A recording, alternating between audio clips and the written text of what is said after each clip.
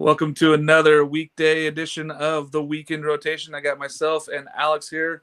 We're going to break down the 16 regionals we just witnessed, and we're going to break into the 8 super regionals. How are we doing today, Alex?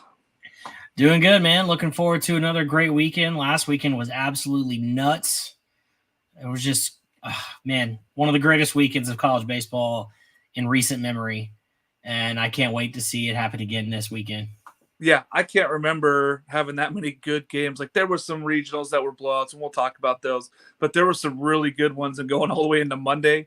I mean, we had so many games on Monday that I don't remember a Monday being like that for college baseball in a long time. So that was really Yeah, I mean, they exciting. were the most, that was the most winner take all games since this format started.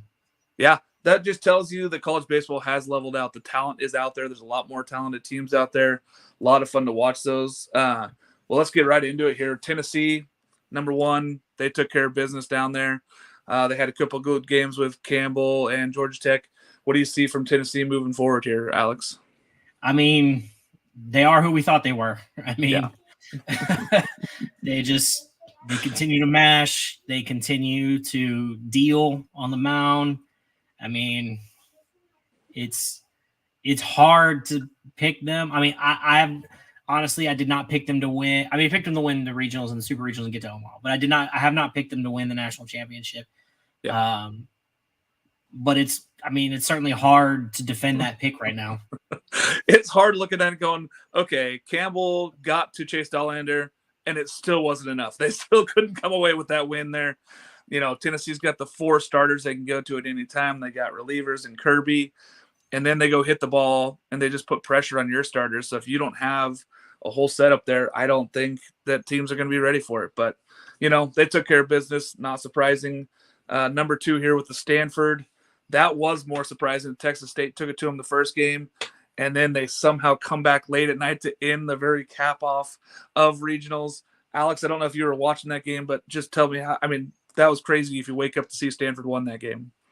Yeah, I'll be honest. I did not watch that game live because I was licking my wounds from the Hattiesburg regional, which we'll get to. But I did go back and watch the highlights afterwards, and man, that was a crazy game.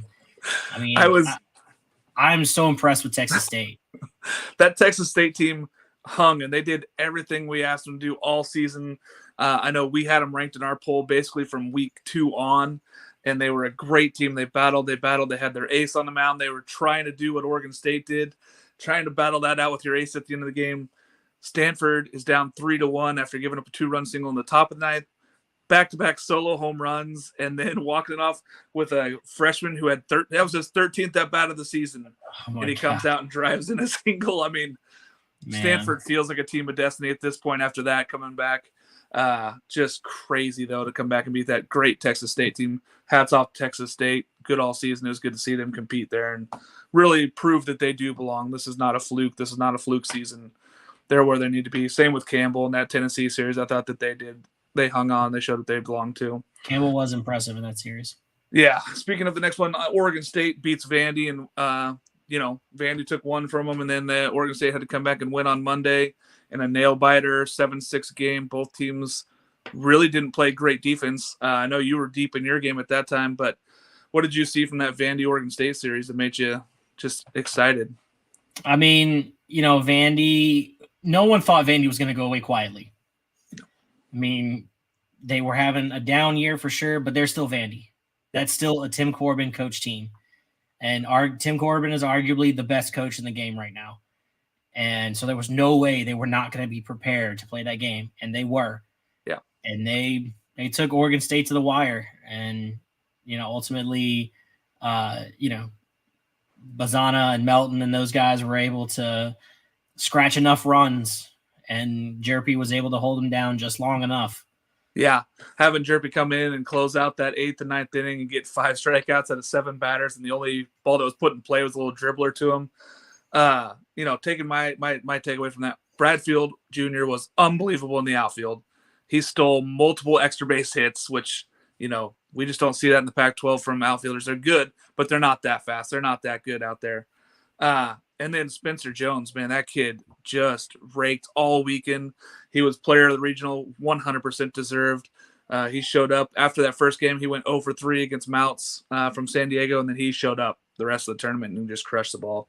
Hats off to Vandy. They were nice. No Vandy Whistler, so that was good. But I will say that the Vandy fans that Monday were spectacular. They wanted to talk baseball. They wanted to be into it. And then they cleaned up their whole mess. Their whole section was more clean than the rest of Goss. So hats off. Thanks for them coming out. Glad Oregon State moved on. Looking at the next one, Vautech beats Columbia twice. I mean, that really did never feel anything in trouble there. What did you see from that Vautech offense? I mean, they just, again, like Tennessee, right? They are who we thought they were. They just rake. That's just what they do. And they put up a bunch of runs, and, they're just kind of a machine right now. Yeah, and I feel like that's, bringing out the sledgehammer, and they had the home run sledgehammer. Jake said that they went and bought 3 more, so they're all ready to go here for the Supers. Those guys are big, strong, they're physical. They've had timely pitching, but that offense is really what drives them. I think that's why a lot of people had them anywhere from 2 to 4 in the regional host. So good to see them just go out and crush. And, that was probably one of the easier regionals when you looked at the teams there and the inexperience going in. So good of Columbia to get there, but it was all Vautech. A&M beats up TCU to win that one. It was a close game, but it was A&M for that whole regional. I got to say, coach of the year, in my opinion, down there, Jim Schlossnagle. That's crazy to go down there at Texas A&M and make that turnaround. What do you got for us down there, Alex? Yeah, I mean, Schloss has done an incredible job. He didn't win SEC Coach of the Year. That went to Tony Vitello. Yeah. And I get why you picked Tony Vitello, but, man, that coach in his first year to turn a team that was the bottom of the barrel of the SEC last year and to turn them into a top 8 seed in a super regional, that's incredible. And those guys, they play hard, they don't quit, and they've got some real talent. Yeah, they make mistakes and they just go right through it. It doesn't matter. They make an error here. Okay, well, I'm going to come out and hit a double the next time I'm up. So they really doesn't seem to bother them in the big moments. It doesn't seem to bother them when they make mistakes. Again, I think he should be up for National Coach of the Year with that turnaround. Tennessee was good last year, so this doesn't surprise anybody that they're great this year. Texas A&M, getting into the SEC tournament was huge, and then being in the position where they were national hosts, incredible for them. So I look forward to seeing this next series with Louisville going forward. Number 6, Miami, the frauds, as Noah would say it. I defended Miami all year. Ole Miss made that look like a walk in the park there. I was shocked by how well Ole Miss played. Give a little bit of Southern Miss a little scare here, what do you think, with that Ole Miss offense coming alive? I mean, Ole Miss is playing as well as anybody in the tournament right now. And they are a dangerous team. And there's a reason they were ranked number 1 in the country earlier in the season.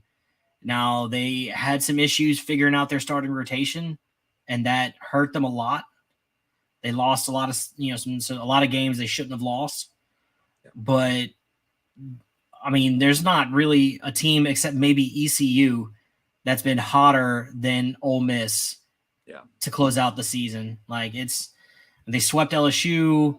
They played well in the SEC tournament. That's a really good team. They've got their pitching figured out, and that lineup is as good a lineup as you'll find anywhere in the country. Tim Elko and company really look like they are the part. I hate to say it for Mississippi State fans. Ole Miss kind of feels a little bit like Mississippi State did at the end of last year, where they got rolling really hot. They're coming into this thing ready to go. Now, I know they weren't as high ranked as Mississippi State was. That Ole Miss team is hot. They're tough. I do not want to play them right now if I'm anybody in the country, let alone in-state rival, little boys, Southern Miss. So we'll talk about that one here in a little bit. But Ole Miss is hot. Look out. Arkansas beats Oklahoma State in what was just offensive slugfest. Oh, my God. That regional was absolutely nuts.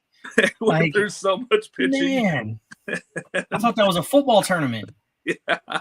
Well, the Oklahoma State game against Missouri State, they had more points in the football game this year. So there was more runs scored than points in the football game, which was just insane.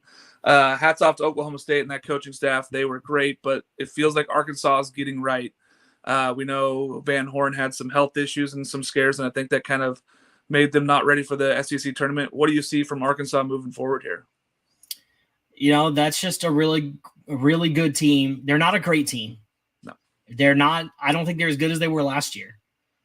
But they've figured it. They're figuring it out here at the end of the season, as Dave Van Horn teams always do, and they are a really good team, and they are a dangerous team. They can beat anybody. They can beat anyone in this tournament, and that includes Tennessee. They can beat Tennessee. I'm not predicting that they will or anything, but I'm just saying they can.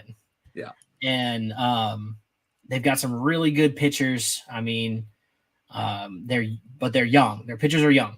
Yeah, with the exception of Connor Nolan. The rest of their pitching staff is pretty young, but they've got a lot of veteran guys, position players, guys like Caden Wallace and Bob Moore and all, those guys. Michael Turner's been huge for them, but that's a dangerous team. Don't take them lightly. Yeah, I was going to say Moore and Wallace kind of lead this team to where they're going, and those young arms seem to be doing enough. Like, they're keeping them in ball games, and they're setting their guys up for a chance to win these games, and the offense has been enough to win these games. Really excited to see Caden Wallace and Big Bob there getting forward here. ECU, the hottest team in the country. They lost one to Coastal, but then they just came back out the next day, and they just, nope, we're going to a Supers. We're taking this team on. What do you see from ECU there moving forward here? I mean, I was pretty vocal when we were talking those regional preview about how I thought they were frauds. They weren't going to get out of their own regional. I took Virginia. Yeah, I did too. Like, I thought for sure Virginia was going to win that regional. Yeah. And they didn't even make it to the final. I mean, it was Coastal Carolina and ECU.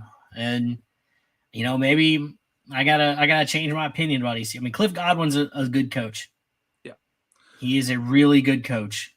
And he's got his team playing their best ball at the end of the season, which is exactly what you want. And, their team, kind of like Arkansas, they're not a great team, but they are a really good team. And they can, if you, don't come correct to play against ECU, they're going to beat you. I think Texas wins this regional. Just because I think, Ivan Melendez and Murphy Staley and Faltini, and then, I know Texas pitching staff hasn't been great, but they've got two really good pitchers. They're two starter. They're Pete Hansen and I can't remember the other guy's name right now, but they're really good, and so they can. I think Texas wins the super regional, but it's going to be an electric atmosphere. That jungle is nuts. Those ECU fans are that's what I was going to say, is that down there, ECU, East Carolina is nuts. 5,600 fans, and they were going absolutely bonkers during that Coastal game. They are supporting this team. They want them to be there. I am not going to say anything about that series yet. We'll get into it, but I think that the fans of ECU are going to make a huge difference. I think that is what has been driving this team, from an underdog 4 weeks ago to the 8 national seed and getting to host the Supers. Great job coaching. Great job getting those guys continuing to stay on what the path was. Just incredible, really. And then taking care of business against Coastal's got to feel good down there. Like you said, Texas, they had to play the 4-seed Air Force twice. Not really a fair matchup for Air Force. Great job by the Service Academy to come out and just battle through all those. Texas looked like they should be the 9-seed or higher. We've all said Ivan Melendez should win the Golden Spikes Award. He has been great for that offense, but they have so many more offensive weapons that's really tough. Texas going forward, do you think it's all offense going into trying to make the push to Omaha? I mean, that's what they got to hang their hat on. I mean, they've got enough pitching. They don't have great pitching, but they've got enough pitching. Yeah. Melendez and Staley and those guys just gotta mash. Yeah. And they can do it to get to Omaha. Now, they're gonna have it. If they do get through ECU and get to Omaha, they're gonna have issues in Omaha, and I don't think they're gonna go deep in Omaha, but they can get there. Yeah, pitching is what's going to be tough for them. And Hanson wins that game on Friday here, I believe. Let's see. Well, we'll get into that here in a little bit. But, yeah, Texas is one of the Friday games, so I'm looking forward to watching that one. But, yeah, it's going to be the offense that keeps them going. Melendez keeps stepping up. He's got 30 home runs, which is just outrageous. He could get to 33. I'd love to see it. I hope he gets there. But he's at 30 now, so we'll see what happens going forward. North Carolina, they struggled in one game against VCU. came all the way back. North Carolina wins their regional. What do you see from this North Carolina team? I mean, that's just they're another really good team that's hot at the right time, and I think they make it. I mean, they were pushed by VCU for sure, but they proved that they're the better team, and they definitely deserve to be where they're at. Yeah, they're scrappy. They're tough. They have maybe the best outfielder not named Bradfield Jr. in the country out there in center field. But they're tough. That kid from ECU might, or not ECU. Yeah, ECU. What's his name? Warley, who had like a couple of web gems, like just Superman catches, might have something to say about that though. I'll take oh god, I'm blanking on his name, the center fielder for North Carolina. But they're talented. They have pitching. They're doing everything they need to do on the offensive side. I mean, Honeycutt, that's his name. And so I think that they are athletic. I think that they're playing the part right now. They're going to get a host Arkansas. We'll talk about that. But yeah, I think North Carolina, for backing into the tournament and then winning that ACC tournament, I think that helped them. I think they're on a roll now. Ever since they retired Fox's number, now all of a sudden they're on fire. So maybe this is their push like 06, 07 all over again. Looking at the next one, 11. This one I know hurts you. USM beats LSU. Great games. What do you got for me, Alex? I mean, that whole regional was just incredible. I mean, you look at the comebacks that LSU made, down 11-4 to Kennesaw State, scored 10 runs in the bottom of the eighth to win at 14-11. And then they're down 8-4 to Southern Miss the next day and come back in the bottom of the ninth inning to tie it and win it in the bottom of the 10th. But they ran out of magic. And Southern Miss, their pitching staff is absolutely loaded. Yeah. Their pitching staff is unbelievably good. 2.95 team ERA from those. I mean, that is crazy. Those starters are outstanding. Tanner Hall is everything that you want from a Friday night starter. He's up there with the Cooper Jerpies of the world where you're like, okay, this is the guy. Chase Dollander. He's outstanding for USM. I think moving forward, that's what their whole thing is about, is can they pitch? They do get a host, which is huge for them against Ole Miss, which we'll talk about, but tough loss for LSU. I know I had LSU in my Omaha 8 because I had them winning this one and go on and beating either Arizona or Ole Miss. So it was tough, but I think that USM proved again that the small guys do belong here, and they have been battling, and they deserve their 11 seed. They took it to LSU, and they just never let off the pressure. LSU kept bouncing back, putting pressure back on them and scoring runs, and it just wasn't enough come Monday. So tough loss for LSU, but great battle. But how about Pete Taylor Park, man? That place was electric all weekend. Whether Southern Miss was playing or not, there was the stands were packed, fans were in it, and it was fun. Yeah, and you saw that they had tailgating. They had fans out there ready from the freaking beginning of the day. They were all out there ready to party. I think they had 6,400, 6,500 fans packed in there somehow. Yeah, well, and then they had all kinds of people in the woods out in the outfield. Yeah. And I don't know if you saw, but after the game on Monday night, all of the USM players ran to the outfield fence and were jumping over the outfield fence and celebrating with the fans out there. Like, It felt like a college baseball game. It felt like the college baseball atmosphere that we've been looking for all year.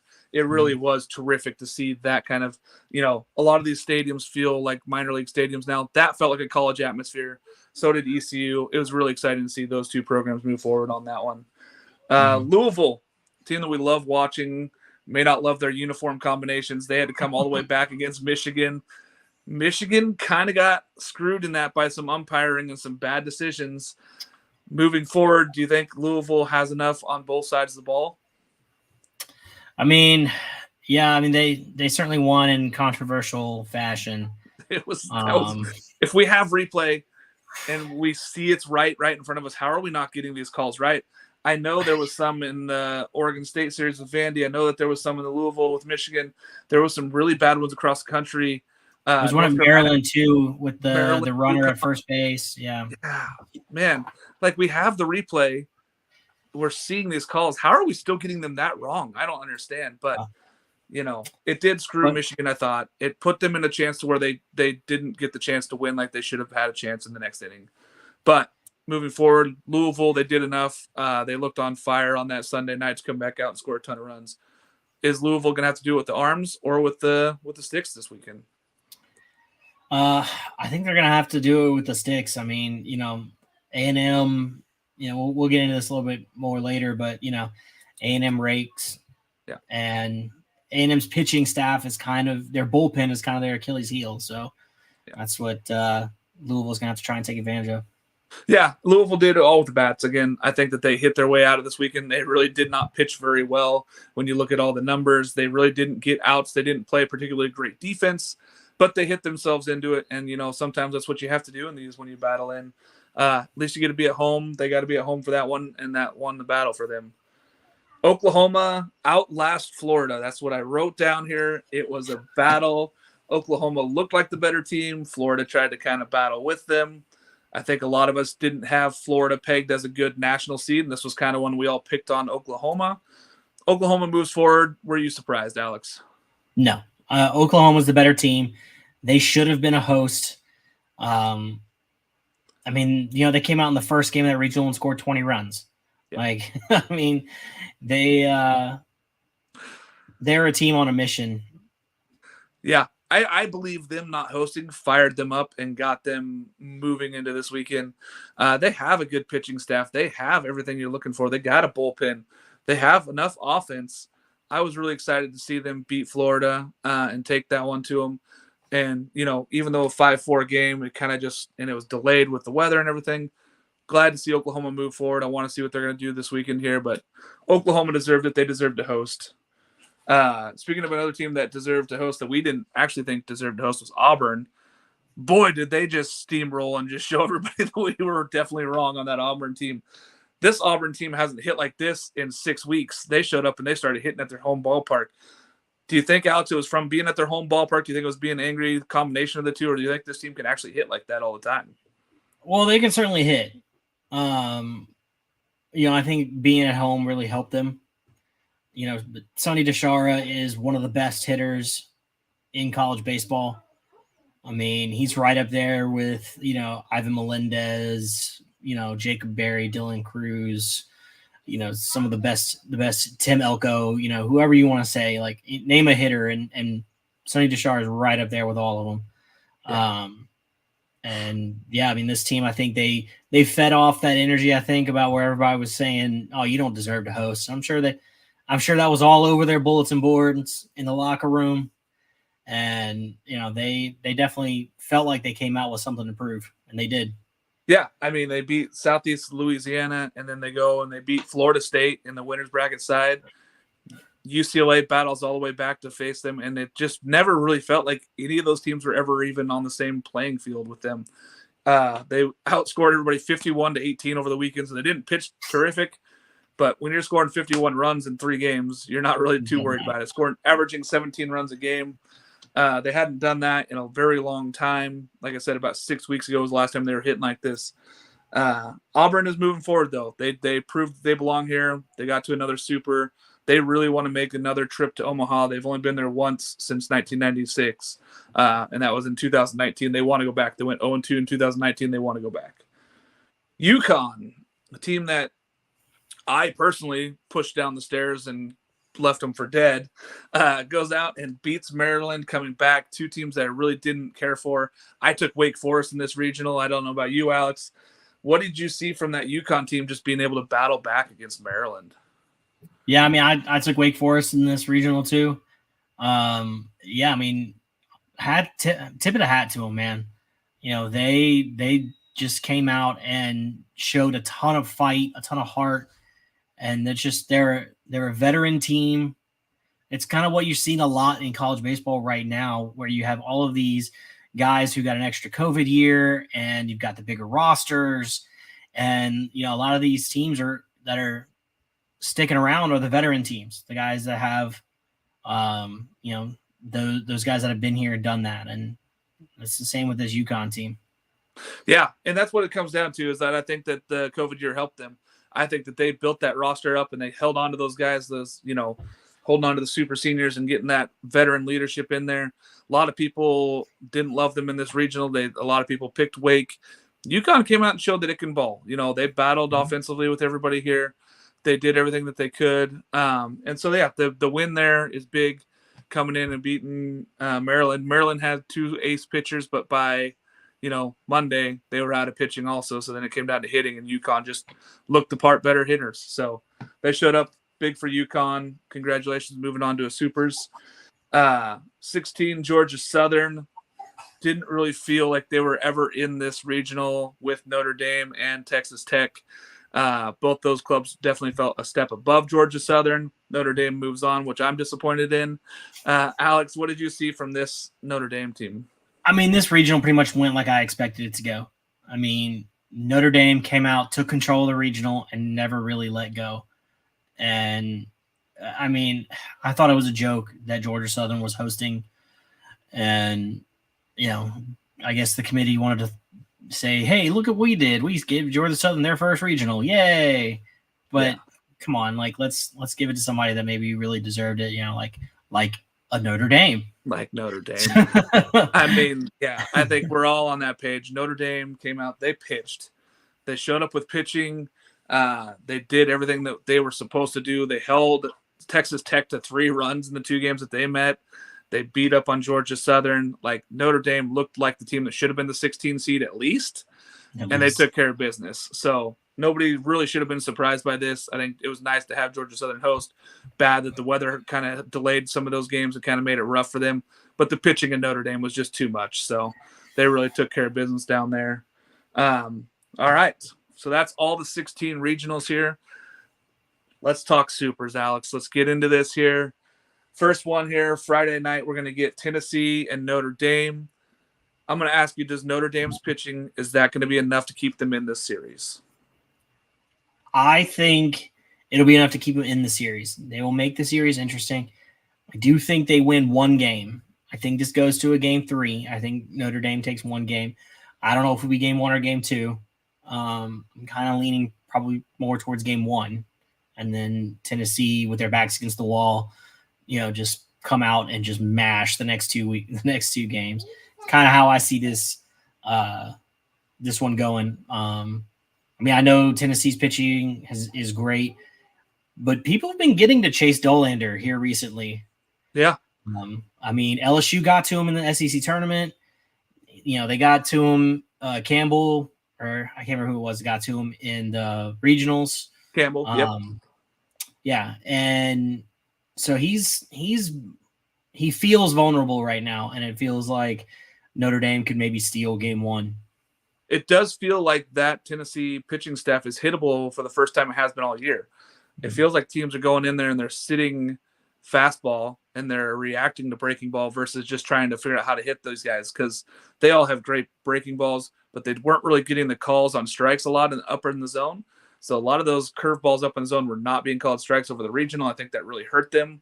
I do think that they do sweep. I'm going to take Tennessee to go 2-0 here. Mm-hmm. I think it's just too much on the offensive side, and being at home, that ballpark, for being as it was versus Campbell and Georgia Tech, that ballpark was nuts. They were just bonkers ready for baseball. So I am going to take Tennessee. I think that they win the first 2 there. I think it's just too much offense.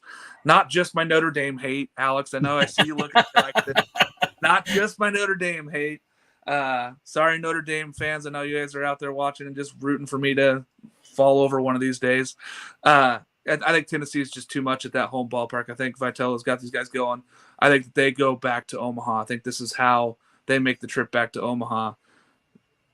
Going with that, do you think Tennessee has enough offense to really beat up these pitchers for Notre Dame? Looking at the other side of the coin, I asked you about their pitching. What about Tennessee's offense? Yes, they have enough. I mean, Trey Lipscomb, Drew Gilbert, Luke Lipsius, like those guys, yes, they absolutely have enough offense, and especially in that tiny little ballpark that they play in.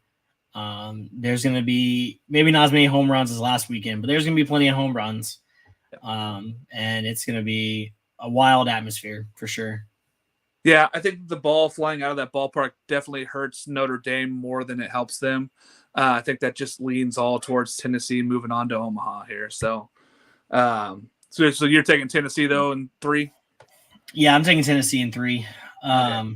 We got a quick question here. So what are your thoughts, Mark, on Goss being quiet when Beavers were down? Did you feel that while we were there?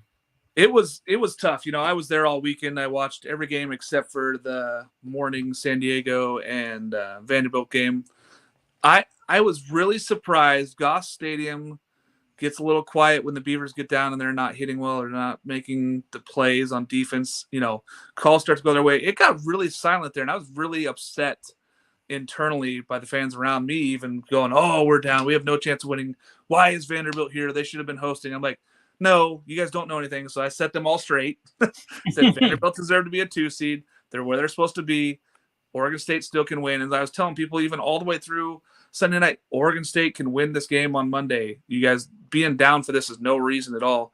Luckily, Monday, Boyd hits the home run in the bottom of the first, and it really gets the Beavers going, and then the fans were in it the rest of the day. But it was really disruptive and sad to see that the Goss Stadium and Beaver faithful were down. I expect more out of Beaver fans. I expect them to be up this weekend. It's going to be a tough series. Don't get too hard on yourselves. Don't get too hard on this team when they get down. Stay up, stay positive. That's what I would say. Beaver fans, Mark's calling you out. He's calling you soft. Hard. I did it. I did it on my tweets too during the game. I was like, people, this is not over. Get into these games here. So I will say that Monday the fans poured in. The fans that were there were outrageously great. It was so good to see the positive energy back in that stadium. I feel like we got rid of a lot of the casual fans that really didn't know what was going on. Beaver fans were back. I expect them to show up in full numbers here on Saturday. Speaking of another Saturday game, Stanford and UConn. I don't know if UConn can hang with this Stanford team. Now, Stanford didn't look particularly great this weekend at the Sunken Diamond. I think Stanford's too much. What do you think on this one, Alex? Yeah, I think Stanford's got it. I think UConn is a good story, but the Stanford team just has too much talent. Yeah. I mean, UConn's a good team, but Stanford's a great team. Yeah. I mean, Stanford has hitters 1 through 7 in the lineup are outrageous. Their 7 and 8 hitters went back-to-back solo jobs to get them a chance to be here, and their 9 hitter, he went 10 of 11 over the weekend. I don't see a way that Stanford fails like they failed this weekend. I think that this was a wake-up for them. I think they come out offensively and they just knock the doors off of UConn. UConn's going to have to do something special to stay in this one. I don't see it happening at the Sunken Diamond. It's not a great atmosphere for fans. It's not great down there.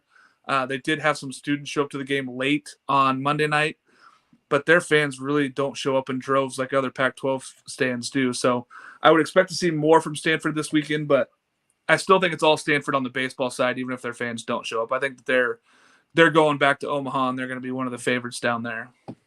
Well, I think the lack of students, at least from a student's perspective, can be kind of excused for last weekend because Stanford had final exams last week. So we were dealing with that all in the Pac-12. Yeah, a lot of our schools here are on the quarter system, so there was finals for a lot of these teams here. So that was tough, and playing through it is tough. Those guys have to play through it, and they have finals. And you're at Stanford. This is not like going to another school. I'm not going to insert any schools and hurt their feelings. Washington State.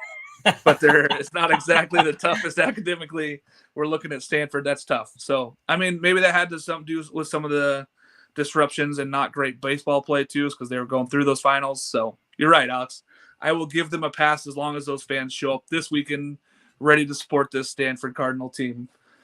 Speaking of support your team, Oregon State and Auburn, another Saturday night game here at Goss. It's going to be the late. It's the 7:00 game. I really believe that Oregon State, looking at the numbers, I was surprised to see that Oregon State actually holds more of the offensive numbers against Auburn. I thought Auburn was way better offensively until you break down the numbers. And they just got a couple good bats there. Is Sonny D enough, though, to bring the power and bring enough offense to beat this Oregon State pitching staff? Not in a 3-game series. They might be able to steal one. Yeah.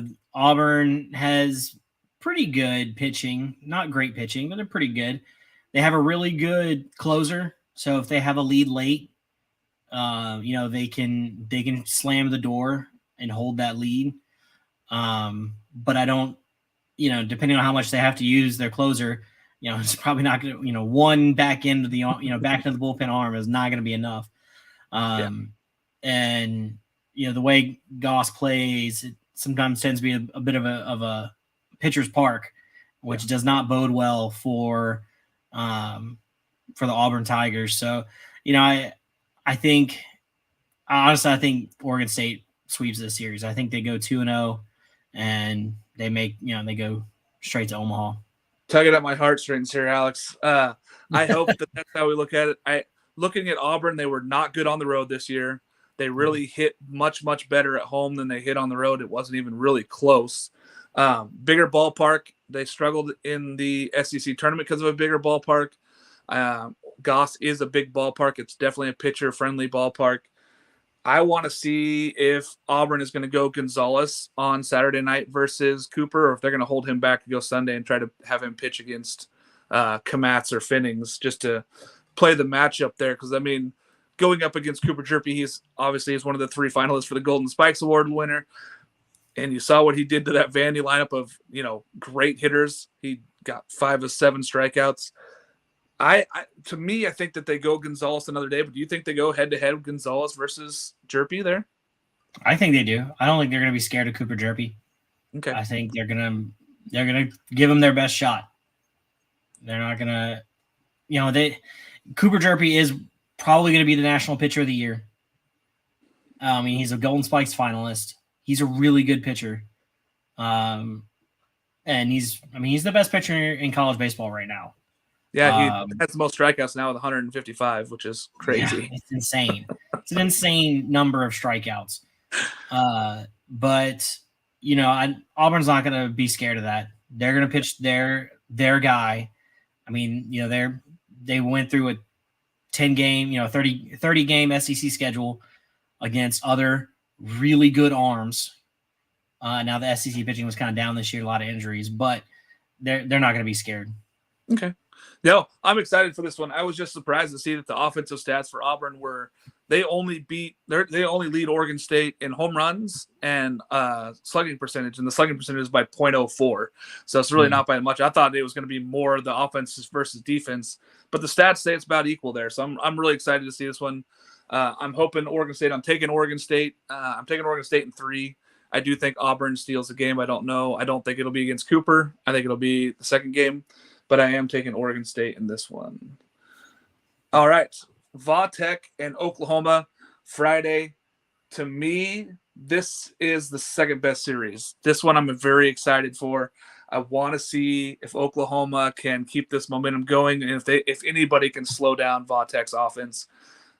Do you think that Va-Tech or Oklahoma has the momentum going into this one, Alex? They both got a ton of momentum coming into this one. Yeah. I feel like this one and then the Southern Miss Super Regional are the hardest to pick. Yeah. It's almost a coin flip, honestly, for me. It really is. I think Oklahoma wins game 1 behind, their ace, Jake Bennett. But as far as what happens game 2 or game 3, who knows?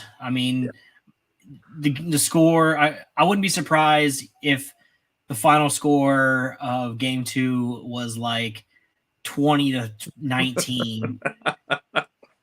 And then Sunday, for the rubber match, they come out and the score is like 3-2. Yeah. I was looking at this and I just kept looking at the numbers and go, okay, if Bennett can hold Va-Tech to 4 or less in 7 innings, that's when they have a chance on winning that game. They play Friday as well. I'm excited to see that one. I think that Va-Tech has too much offense, and being in Blacksburg and having that super regional there, I think it's going to mean a big deal for that Va-Tech program. I do love the matchup, though. I think that it's outstanding, and I really want to watch that Friday night game, so I'm glad the Beavers don't play Friday, so I get to watch that one. I am taking Va-Tech, though. I believe that they do have more firepower on the offensive side. I think that this is their push to go to Omaha. I think that they are fired up and ready to go. I know Jake McKeever is really excited for this one. I'm sure he's rooting that I'm picking Va-Tech actually here, but I'm taking Va-Tech. You got who you got, Alex? Yeah, I think I'm gonna have to go Va-Tech too, simply just because it's in Blacksburg. Yeah, I think that's a deciding factor. I really do. Yeah. These two teams evenly matched across the board. I think they both have enough offense. They both have a little bit of pitching, but I think it's offense that drives both these teams. And I'm really excited to see.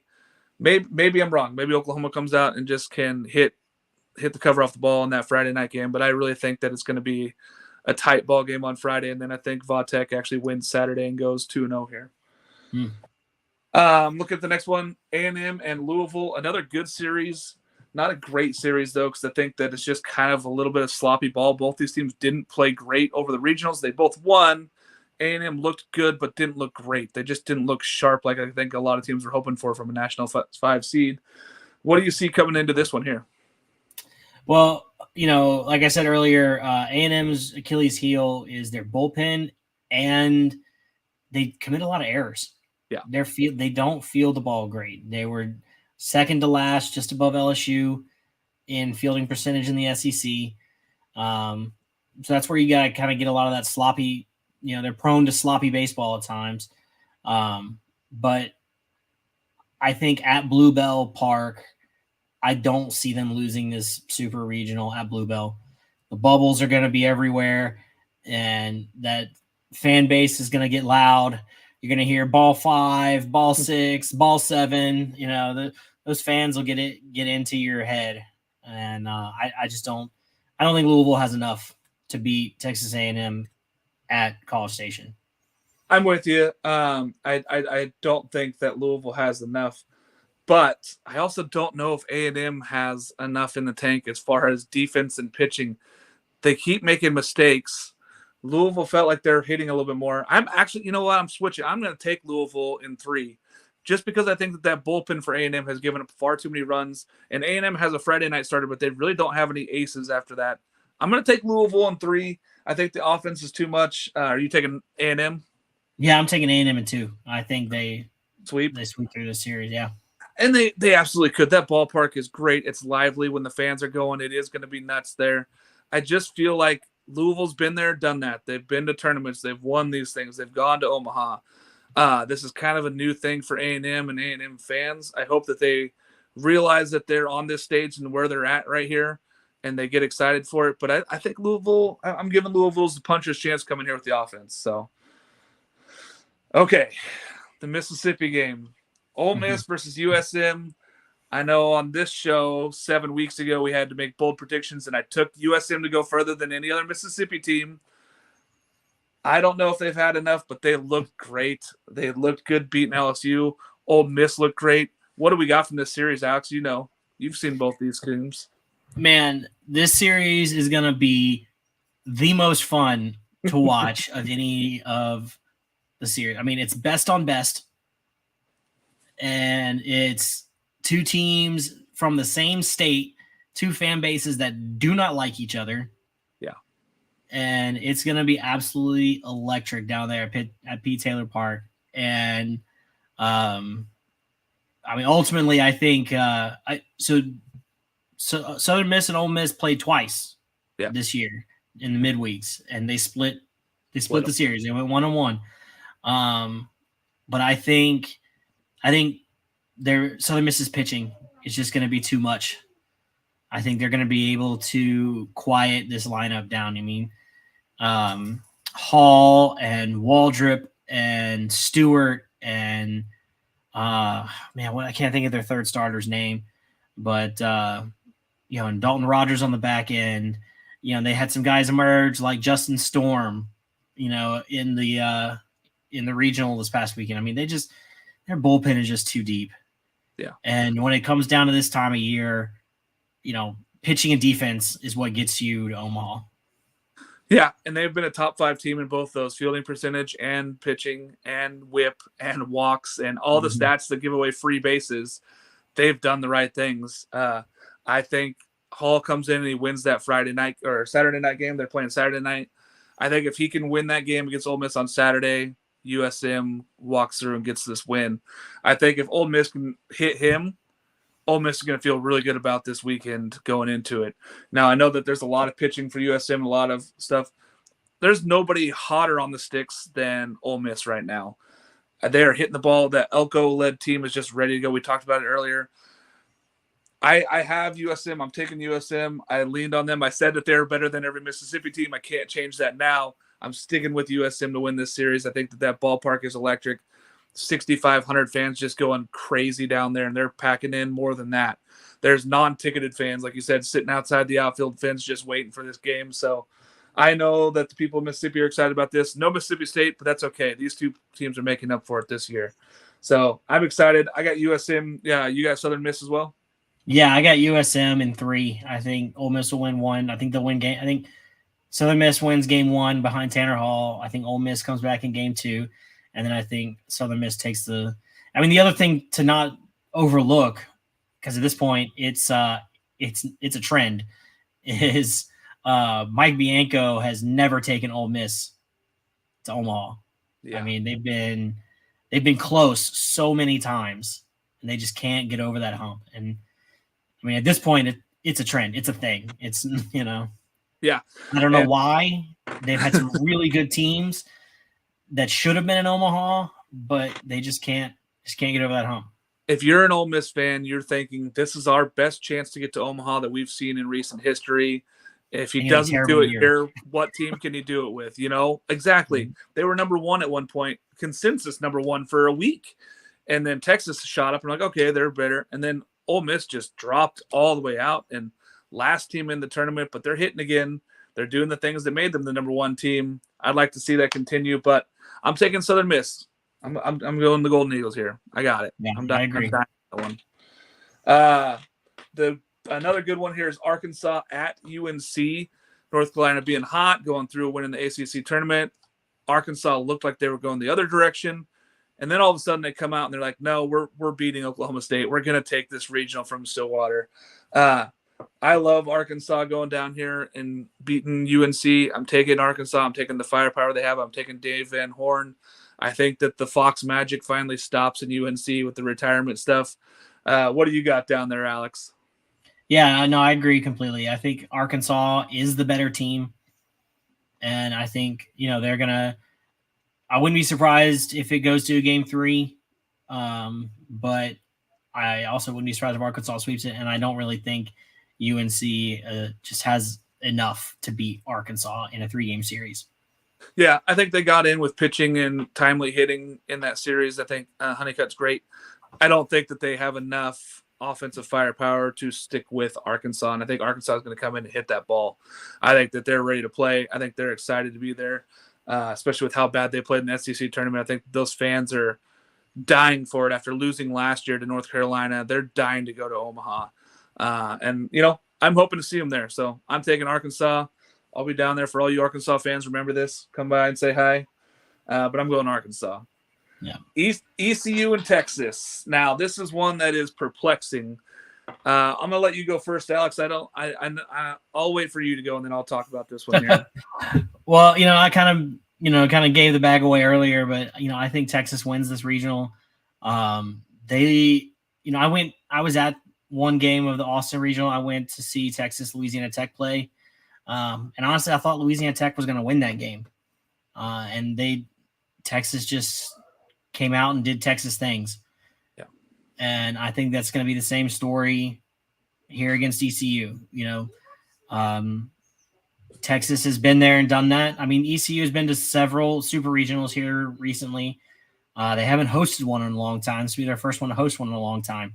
Yeah. And those fans are certainly nuts, but Texas isn't going to care about the fans. They're not going to be intimidated by the environment. And I just think the bats are just going to be too much. Yeah, I'm with you. I'm actually taking Texas here as well. I think it goes 3.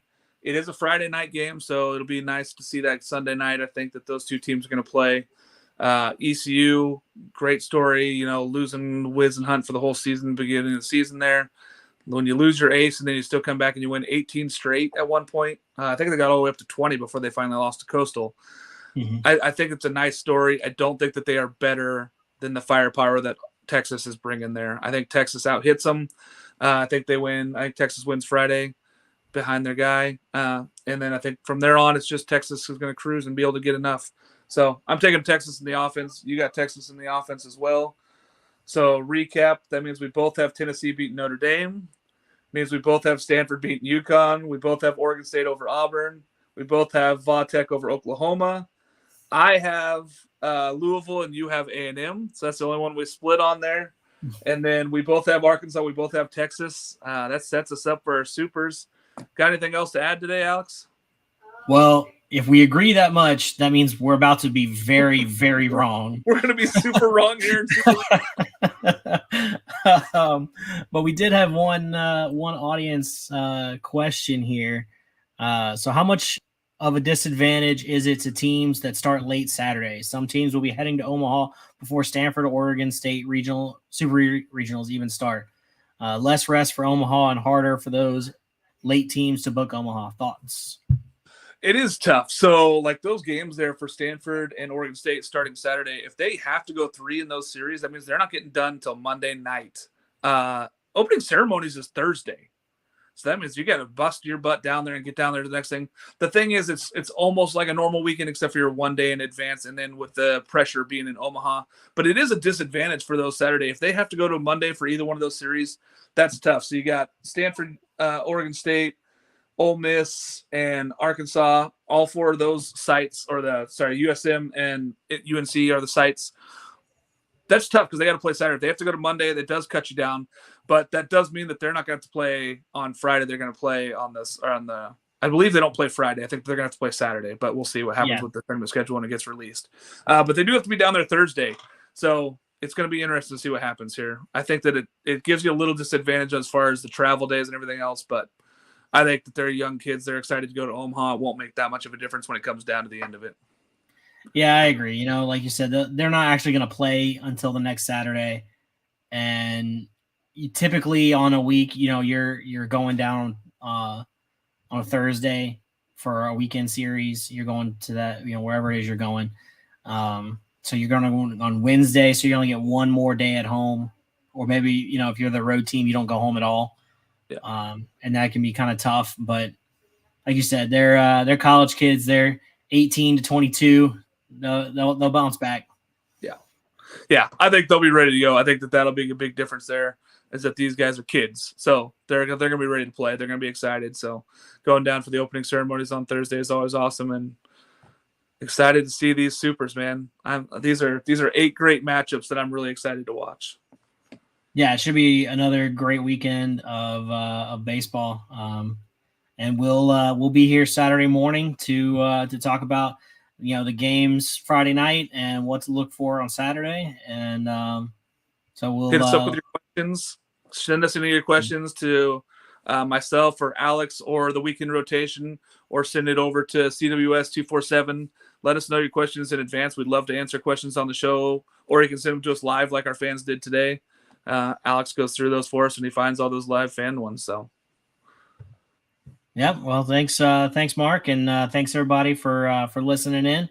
And let's go have some fun this weekend, huh? Go Beavs.